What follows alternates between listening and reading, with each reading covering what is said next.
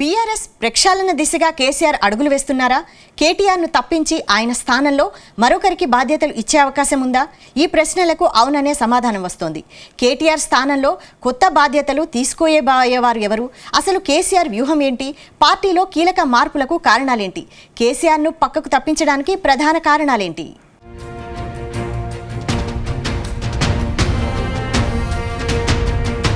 BRS పనైపోయిందంటూ ప్రచారం జరుగుతోంది. ఎన్నికల్లో వరుస పరాజయాలతో గులాబీ పార్టీ కుదేలైంది. పార్టీ శ్రేణులు నిరుత్సాహంలో ఒకవైపు మునిగిపోతే పక్క పార్టీల వైపు కొందరు బీఆర్ఎస్ నేతలు చూస్తున్నారు.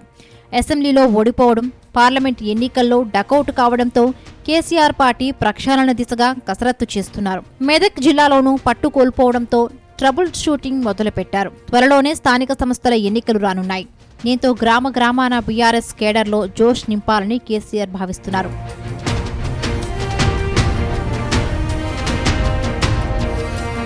లోక్సభ ఎన్నికల్లో ప్రతికూల ఫలితాల నేపథ్యంలో పార్టీలో కీలక పదవులు మార్పులు చేసే దిశగా కేసీఆర్ అడుగులు వేయనున్నారని సమాచారం.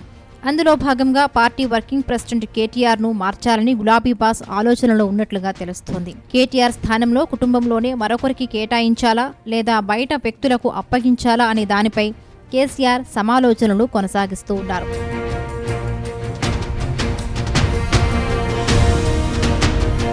బీఆర్ఎస్ పార్టీకి ఉమ్మడి మెదక్ జిల్లా కంచుకోట. మెదక్, జహీరాబాద్ లోక్సభ స్థానాల ఫలితాలతో కారు జోరుకు బ్రేకులు పడడంతో ఎందుకు ఓడిపోయామని అంతర్మథనం జరుగుతోంది. రాష్ట్రంలోనే గెలుపొందే సీట్లలో మెదక్ స్థానం తప్పక ఉంటుందని భావించారు. అంచనాలు తలకిందులయ్యాయి. బీఆర్ఎస్ 3వ స్థానంలో నిలిచింది. పట్టు ఉన్న జిల్లాలో ఓటమి చెందడాన్ని స్థానికులు జీర్ణించుకోలేకపోతున్నారు. ఓటమికి కారణాలను చర్చించుకుంటున్నారు. మెదక్ లోక్సభ పరిధిలోని అసెంబ్లీ స్థానాల్లో బీఆర్ఎస్కు 6 ఎమ్మెల్యేలు ఉన్నారు. సిద్దిపేట నుండి హరీష్ రావు, గజ్వేల్ నుండి కేసీఆర్, దుబ్బాక నుండి కొత్త ప్రభాకర్ రెడ్డి, నర్సాపూర్ నుండి సునీతారెడ్డి, పటాన్చెరు నుండి గూడెం మహిపాల్ రెడ్డి, సంగారెడ్డి నుండి చింతా ప్రభాకర్లు ఎమ్మెల్యేలుగా ఉన్నారు. 6 నెలల క్రితమే వచ్చిన ఫలితాల్లో గెలిచి తీరా ఇప్పుడు లోక్సభ ఎన్నికల్లో మాత్రం ఫలితాలు అందుకు భిన్నంగా వచ్చాయి. 6 నెలల్లోనే కారు నుండి ఓట్లు జారిపోయాయి. తెలంగాణ రాష్ట్ర సాధనే ఎజెండాగా 2001 ఏప్రిల్ 27న ఆవిర్భవించిన టీఆర్ఎస్ పార్టీ అంచెలంచెలుగా ఎదిగింది. రాష్ట్రాన్ని సాధించడమే లక్ష్యంగా ముందుకు సాగింది. ఒడిదుడుకులను తట్టుకొని నిలబడింది. సకల జనుల సమ్మెలు, ధర్నాలు, మిలియన్ మార్చులు, దీక్షలు, విద్యార్థుల ఆత్మ బలిదానాలతో రాష్ట్రం సిద్ధించింది.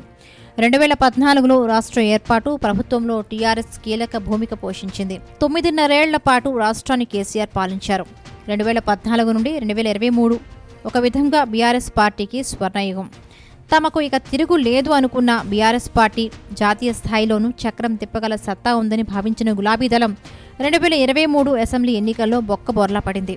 ముచ్చటగా 3వసారి అధికారం తమదే అనుకున్న ఆ పార్టీ నేతలకు ఓటమి మింగుడు పడటం లేదు. 10 ఏళ్ల పాటు అధికారాన్ని చలాయించిన పార్టీని ప్రజలు ప్రతిపక్షంలోకి నెట్టారు. ఓటింగ్ శాతంలో స్వల్ప తేడానే ఉన్నప్పటికీ సీట్లలో మాత్రం భారీగా మార్పు కనిపించింది. 39 సీట్లతో బీఆర్ఎస్ ప్రతిపక్షంలో కూర్చుంది. ఇక లోక్సభ ఎన్నికల్లో ఆ పార్టీ అభ్యర్థులు కనీసం పోటీ ఇచ్చిన పరిస్థితి కూడా కనిపించలేదు. దాంతో పార్టీ ప్రక్షాళనపై కేసీఆర్ గట్టిగా ఫోకస్ చేసినట్లుగా తెలుస్తోంది. కేటీఆర్ స్థానంలో పార్టీ వర్కింగ్ ప్రెసిడెంట్ బాధ్యతలు హరీష్ రావుకు అప్పగించాలని కేసీఆర్ భావిస్తున్నట్లుగా తెలుస్తోంది. అయితే హరీష్కు అప్పగించిన కుటుంబ సభ్యులకే మరొకసారి పదవి ఇచ్చారనే విమర్శలు ఎదురయ్యే ఛాన్స్ ఉంది.